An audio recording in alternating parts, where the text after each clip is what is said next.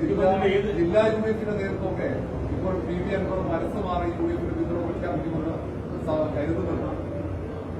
ജില്ലാ നേതാക്കളുടെയൊക്കെ വാക്കുകൾ അല്ല, അതെനിക്കറിയില്ല. ഏതായാലും ഞങ്ങൾ ഒരു ഞാൻ ചർച്ചയിൽ ഉണ്ടായിരുന്ന ഒരാളാണ്. ഞങ്ങളാരും ഇനി ഒരു ചർച്ചയ്ക്കില്ല. അതിന്റെ സമയം കഴിഞ്ഞുപോയി. ഞങ്ങൾ ജനങ്ങളുമായിട്ട് മാത്രമേ ഇനി ചർച്ചയ്ക്കുള്ളൂ. ആ ചർച്ചയിൽ ജനങ്ങൾ ഞങ്ങളുടെ പക്ഷത്ത് നിൽക്കുമെന്നുള്ളതാണ് ഞങ്ങളുടെ വിശ്വാസം.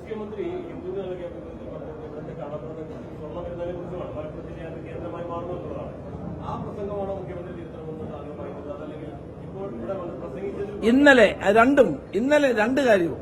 ഇവിടെ കള്ളക്കടത്തുകാരുടെ കേന്ദ്രമാണോ മലപ്പുറം ജില്ല? ഇവിടെ സ്വർണം പൊട്ടിക്കുന്നവരുടെ ജില്ലയാണോ? ഇന്നലെ അല്ല, അദ്ദേഹം കൊടുത്ത ഇന്റർവ്യൂവിനെ പറ്റി ഞാൻ പറഞ്ഞത്. അതെന്തിനാണെന്ന് കൊടുത്തതെന്ന് അറിയോ? ഡൽഹിയിൽ ഇരിക്കുന്ന അദ്ദേഹത്തിന്റെ യജമാനന്മാരെ തൃപ്തിപ്പെടുത്താൻ വേണ്ടിയാണ്. ബിജെപിക്കാരായ മോഡിയെയും അമിത്ഷായെയും തൃപ്തിപ്പെടുത്താൻ വേണ്ടി ചെയ്തതാണ്. പിന്നെ കേരളത്തിൽ വന്നിരുത്തിയിട്ട് കാര്യം? കഴിഞ്ഞ ഇത്തവണ അദ്ദേഹം LDF സ്ഥാനാർത്ഥിയുടെ തെരഞ്ഞെടുപ്പ് പ്രചരണത്തിന് വേണ്ടി വന്ന് ഇവിടെ നടത്തിയ പ്രസംഗം അത് വളരെ തെറ്റായി.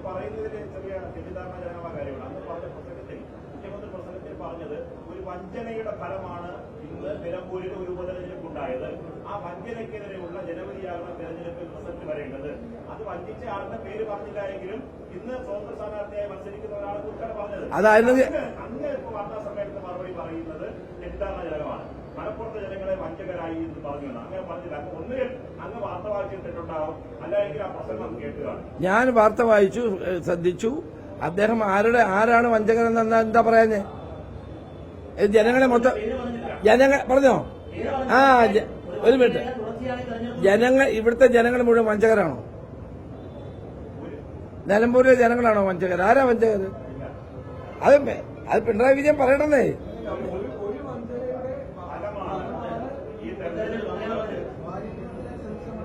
അതെ, അതെല്ലാം മനസ്സിലായി എനിക്ക്. അപ്പൊ അതുകൊണ്ട് തുടർച്ചയായി മലപ്പുറത്തെ ജനങ്ങളെ അവഹേളിക്കുന്നതിന്റെ ഭാഗമാണിതെല്ലാം.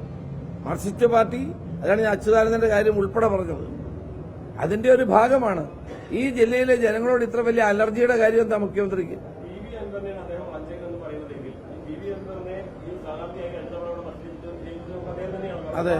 അതെ, വല്ല സംശയമുണ്ടോ? 9 വർഷം 2 തവണ അദ്ദേഹത്തെ കൂടെ കൊണ്ടു നടന്ന ആരാണ്? അദ്ദേഹത്തിന് സീറ്റ് കൊടുത്ത ആരാണ്? ഞങ്ങളാണോ? ആ കൊടുത്ത ആള് ഇപ്പം നിലപാട് മാറ്റുമ്പോഴാണോ അദ്ദേഹം വഞ്ചകനാകുന്നത്? അപ്പൊ ഇതെല്ലാം ജനങ്ങൾ കണ്ടുകൊണ്ടിരിക്കുകയാണ്. ഈ വസ്തുത മുഖ്യമന്ത്രി മനസ്സിലാക്കുകയാണ് വേണ്ടത്. അദ്ദേഹം പാർട്ടി നേതാവ് മാത്രമല്ല, കേരളത്തിലെ മുഖ്യമന്ത്രിയാണ്.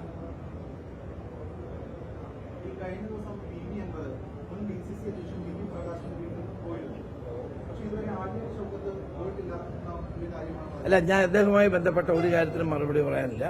അത് ഞങ്ങളുടെ തീരുമാനമാണ്. ഞങ്ങൾ ഈ തെരഞ്ഞെടുപ്പിൽ ഉന്നയിക്കുന്ന കാര്യങ്ങളാണ് ഞാൻ പറയുന്നത്. അല്ല, സ്ഥാനാർത്ഥികൾ എല്ലായിടത്തും പോയി എല്ലാവരും കാണുമല്ലോ.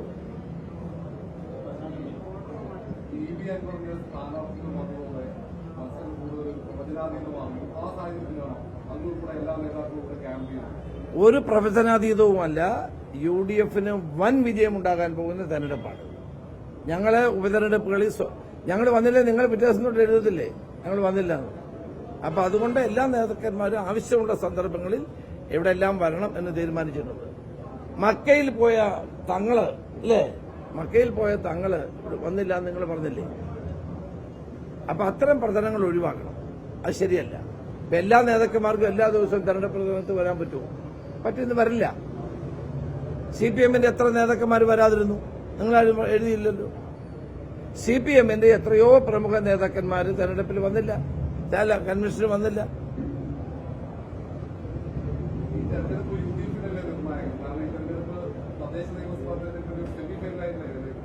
ഈ തെരഞ്ഞെടുപ്പ് ജനങ്ങൾക്ക് നിർണായകമാണ്. ജനങ്ങൾക്കാണ് നിർണായകം.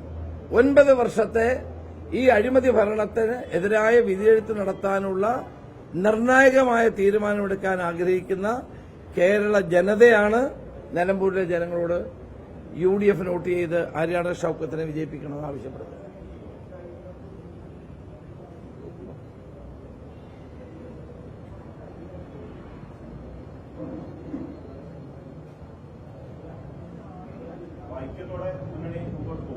യോജിച്ച് ഒരു മനസ്സോടെ എല്ലാവരും ഒറ്റക്കെട്ടായി മുന്നോട്ട്. വിഷയത്തില് പറയില്ല എന്ന് പറഞ്ഞു. പക്ഷേ ലീഗിന് ചെറിയ അതിർത്തിയുണ്ട്. കാരണം അത് നല്ല രീതിയിൽ ബേസിനായി മുതിർന്ന നേതാക്കൾ മുമ്പോട്ട് കൊണ്ടുപോയി. പക്ഷേ ചെറിയ എടുത്തുചാടലും പ്രകോപനവും ഒക്കെ പ്രശ്നം ഉണ്ടാക്കി എന്നൊക്കെ ലീഗിന്റെ നേതൃയോഗത്തിൽ വിമർശനം ഉണ്ടായെന്ന് പറഞ്ഞു. ഞാനൊരു കാര്യം പറയാം. നേതാവിന്റെ പക്വതക്കുറവാണ് പ്രശ്നം ഉണ്ടാക്കിയതെന്ന് പറയുന്നുണ്ട്. ഏകാധിപത്യപരമായി പോകുന്നു, പോകുന്നില്ല, മുതിർന്ന നേതാക്കളെ മാനിക്കുന്നില്ലെന്നൊക്കെയാണ് വാർത്തകൾ വരുന്നത്. അങ്ങയുടെ ശ്രദ്ധയിൽ അങ്ങനെ അത് കൈരളിയും ദേശാഭിമാനിലും വന്ന വാർത്തയാണ്, അല്ലാണ്ട് വേറൊന്നുമില്ല. ഞങ്ങളെല്ലാവരും ഒരുമിച്ചാണ് പോകുന്നത്. അതാണ് ഞാൻ തിരൂരങ്ങാടിന്റെ ഉദാഹരണം പറഞ്ഞത്. ഞങ്ങളെക്കാൾ മുൻപിൽ മുസ്ലിം ലീഗാണ് നിൽക്കുന്നത്. മുസ്ലിം ലീഗ് ആവേശകരമായി തെരഞ്ഞെടുപ്പ് രംഗത്തിറങ്ങിയാൽ വിജയം സുനിശ്ചിതമാണെന്ന് കഴിഞ്ഞകാല മലപ്പുറത്തിന്റെ ചരിത്രം തെളിയിച്ചിട്ടുള്ളതാണ്.